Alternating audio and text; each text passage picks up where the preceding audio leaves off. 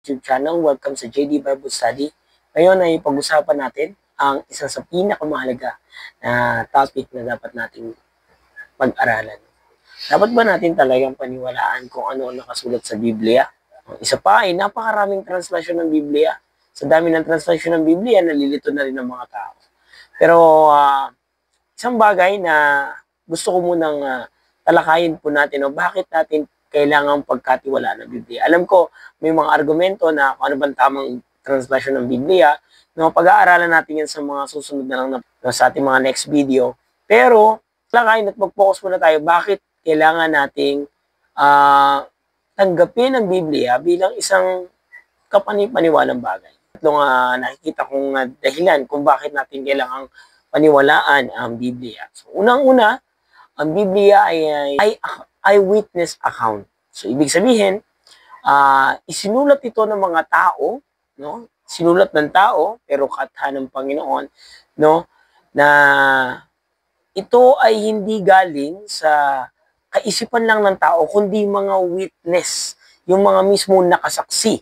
Sabi ng Bible, no, sa John chapter 21 verse 24, "This is the disciple which testified of these things and wrote these things, and we know that his testimony is true." Ito ay sinulat ng mga disipulo na nakita mismo nila. Nandun mismo sila sa mismong pangyayari, sa mismong lugar, kasama nila ang Panginoong Jesucristo, nakita nila kung paano pinagaling ang mga bulag, nakita nila kung paano buhayin ng mga patay, palakarin ng mga pilay, nakita mismo lahat nila ito. So, sa kaorte nga, di ba, isang saksi lang ang lumabas ay talaga naman pong matibay na mananalo ka sa kaso.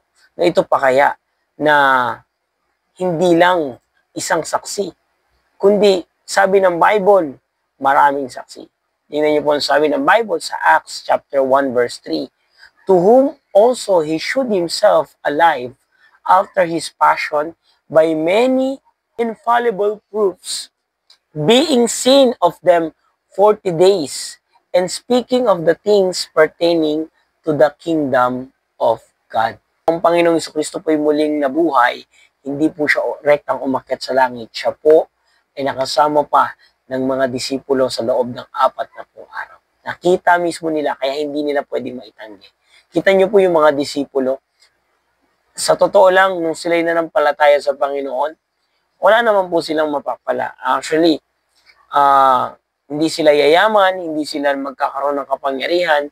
Nung sila'y naniwala sa Panginoon, nawala ang kanilang posisyon, nawala ang kanilang reputasyon, nawala ang kanilang kayamanan, at bagkus ay sila'y nahatulan pa ng kamatayan, pinersecute sila, sila ay nagbata sa maraming mga pag-uusig, hanggang sa kanilang kahuli-hulihan ng kanilang buhay. Sinabi nila ay hindi nila itatakwil ang Panginoon. Ikaw ba, hindi mo talaga sigurado ang isang bagay? Hindi ka pa ba kakanta niyan? Hindi ka pa ba sasabihin mo na lang katotohanan? Kung hindi totoo ang isang bagay, hindi mo yan titindigan hanggang kamatayan. Ang gusto lang ng mga Pariseo at Saduceo nung panahon na yun, itanggi lang nila na si Jesus ay muling nabuhay, pero hindi nila ito ginawa. Dahil alam nila sa kanilang sarili na si Jesucristo ay muling nabuhay. Pangalawang dahilan, no, tayo maniwala sa Biblia, dahil ito po ay consistent. No po, isipin niyo po, ang Biblia po ay isinulat ng mahigit more than 40 writers, no? 40 men o human authors, no?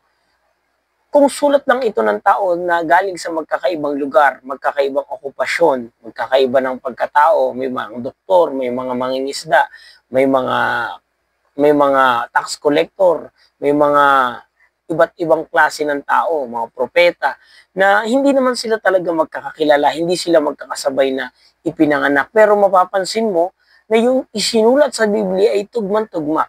Consistent na consistent, no? Simula sa Old Testament hanggang sa New Testament. Walang contradiction. No? Marami po nagsasabi may contradiction, pero kung aaralin po natin, wala po talagang contradiction. Kasi ang isang sa katangian ng katotohanan, hindi po yan nagbabago. Consistent po yan. Po. Isa sa mga katotohanan, 1 plus 1 is always equals to 1. So, hindi nagbabago yun. Kahit paglipas ng panahon, yun pa rin po yun. So, sabi ng Bible sa Matthew chapter 24, verse 35, Heaven and earth shall pass away, but my words shall not pass away. Sabi ng Bible sa Psalms chapter 12, verse 6, The words of the Lord are pure words, as silver tried in furnace of earth, purified 7 times. So, ibig sabihin, talagang walang sala, ni bantas, ni kahit anong wala pong mali sa Biblia. Marami po nagsasabi na baka may mali sa Biblia, di siya kapanipaliwala. Matagal na ho ang Biblia, matanda pa ho po yan sa atin, no? Para pagdudahan pa natin. At mabibilib kayo sa kapangyarihan ng Biblia dahil mahigit libong taon na nakakalipas pero hanggang ngayon bakit nandyan pa rin? So dahil meron itong pangako na ang salita ng Panginoon ay preserved and inspired Word of God. Pangatlong dahilan po, dapat natin paniwalaan ng Biblia, yung mga fulfilled prophecy. So sabi ng Bible sa Psalms chapter 18 verse 30, no? Nakita po natin yan. As for God, His way is perfect. The word of the Lord is tried. He is buckler to all those that trust in Him. Dahil subok po, no? Ang isang gamot na subok, talaga pong hindi mo po yan bibitawan dahil subok mo no? Hindi ka na mag-iimbento, hindi ka na mag-experiment pa kasi subok. Ganyan po ang salita ng Panginoon. At kung pag-aaralan po natin ang Biblia, napakarami pong fulfilled prophecy. So, ibig sabihin, maraming natupad na hula sa Biblia. Libo ang pangako ng Panginoon. Lahat po yan walang sala. May mga natupad, may mga hindi pa natutupad. Bago ipinako ang Panginoon, 24 hours bago siya mapako, ay napakarami po na sinabi niyang hula. No? Katulad na lang kung yung pagkamatay niya, ikatlong araw, binabanggit niya pa ulit-ulit na muli siyang mabubuhay. Isaiah hanggang Matthew, ang pagitan po niyan ay mahigit 700 years. No, pero alam niyo po, sa Isaiah chapter 53, nabanggit na po ng Biblia kung paano mamamatay ang Panginoon sa Kristo. Natandaan niyo po, nung panahon po na yun, hindi pa po uso yung crucifixion. Hindi pa po uso yung mga paano mamamatay ang Panginoon. Pero isang napakalaki pong himala at mirakulo na yung mga bagay po na pinangako sa lumang tipan, lahat po yun ay natupad. At yung iba pa nga po, ay ang muling pagbabalik ng Panginoon ay hinula na rin po. O example na lang, hulaan ko na lang mga mangyayari sa iyo bukas. 10 hula. Sabihin na natin yung 5 hula ko tumama, yung 5 naman ay hindi. No? Sa susunod na hula ko, malamang maniniwala ka pa. Dahil nakakalahati ako. No? Pero, isipin mo ang Biblia, mahigit 1,000 pangako. Pero lahat natupad, walang sumala kahit isa. No? Dahil ang Biblia po ay salita ng Panginoon. No? Dapat natin paniwalaan ang Biblia. Una, dahil eyewitness account ito. Pangalawa, it's because of the consistency of the Bible. And then pangatlo, it is because of the fulfilled prophecy. Ang Biblia po ay hindi po sulat lang ng tao. Ginamit pong ang tao para maisulat ang Biblia dahil ito po ay naka-address kasi sa tao. Tao kasi ang magbabasa. Tao ang gagamit. Pero tandaan po natin, ito po ay sulat na galing sa Panginoon. Kapag gagawa ka ng liham, no? Kapag kayo nagsulat, hindi mo isusulat sa dulo ng liham mo yung pangalan ng ballpen. Isusulat mo yung pangalan mo. No? So, ibig sabihin, walang kaalam-alam yung ballpen doon sa sinusulat niya. Pero, yung nakakaalam yung tunay na may kata. Papansin niyo po yung mga secretary sa kanila pong mga boss. No, magpapa-appoint yan. Ganitong oras, 7:30, makikipagkita ako sa ganito.